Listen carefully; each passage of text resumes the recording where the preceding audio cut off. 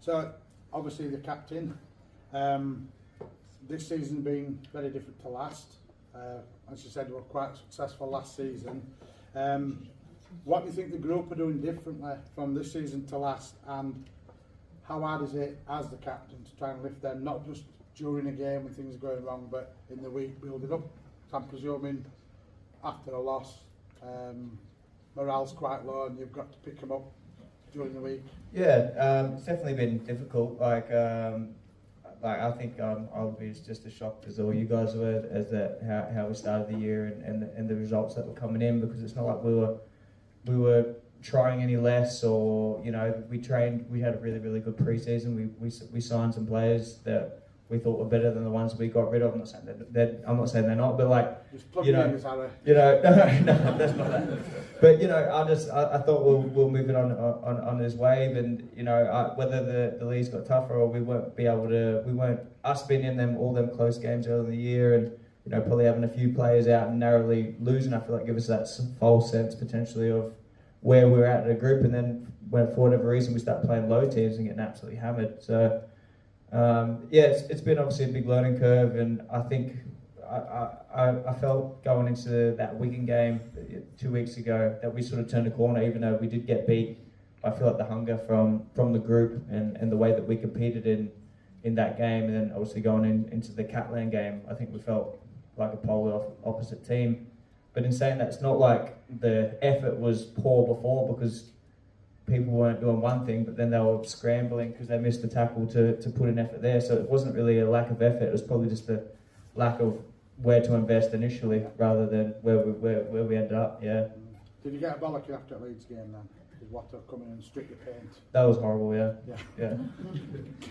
I won't even ask what he said. Personally, you played in 2 cup finals, 2 defeats. What was the emotion like after the sorry to remind me. Was it similar emotions for both of them, or did one different to the Yeah, the Huddersfield one was definitely a lot worse. The Salford one, I come off the bench in that game and I sort of played a bit of a role, but in terms of how I felt after the cup final, having played pretty big minutes and being in the captain of the side, it was just absolutely gutting. Obviously, you just all know how the game went. Winning for 77 minutes and then getting it stolen from us at the back end was just horrible. 2 completely different. Obviously, I was gutted after the Wembley one with Salford. Yeah, obviously would love to have won that, but they were completely different feels after the game. Be honest with us now. After 75 minutes at Tottenham, were you dreaming of picking that cup up? Yeah, 100%. I thought that was home and hose. My mum was there from Oz, and then they started coming down to the side of the pitch to watch us lift the trophy, and then done. So we're blaming them, are we? Right, thank you all for now. Harry, obviously you're new to us this year. First of all, do you want to tell us about your injury and what's happened to it and what you've had done? We weren't sure if you were going to join us tonight, so apparently you couldn't walk. So. No, I can walk fine. Leading up to the Leeds game on the Wednesday, I went to steps and water training. Never stepped somewhere in my life, so I don't know why I tried that. And my knee just went under me, so my ACL popped, which means I've got surgery next Tuesday, and I'll be out for 9 months after that. So it is a while, but on the bright side, I missed the Leeds game. There we go. We would have won if you played. We would have won if you were playing. Yeah. Would you score 56 points on your own? I think I'd have stopped all 54. Oh, there you go then. You made your debut for Wigan as a young lad, and then obviously you moved down to Canberra at a young age. How did that come about? Because you only made 1 appearance, haven't you, for Wigan?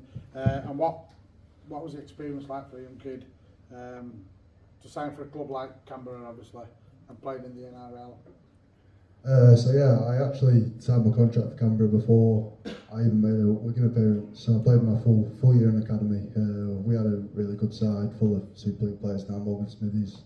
Pretty much all the youngsters at Wigan were in that side, and then out of nowhere I got an offer from Canberra, which was like kind of out of the blue. Just signed it straight away. And then I played my first game for Wigan at the end of that year, and then got off to Canberra about 3 weeks later. So yeah, I was over there for 2 years, or 18 months. I ended up making my debut last year, playing 3 games before I broke my jaw, which was pretty tough. That was the reason I came back, really, as well as, like Yates said, what I was sweet talking. Yeah, it was a really good experience. I'd recommend any young lad really over here to do it, regardless of whether you play rugby or not. I think you come back a much more rounded person.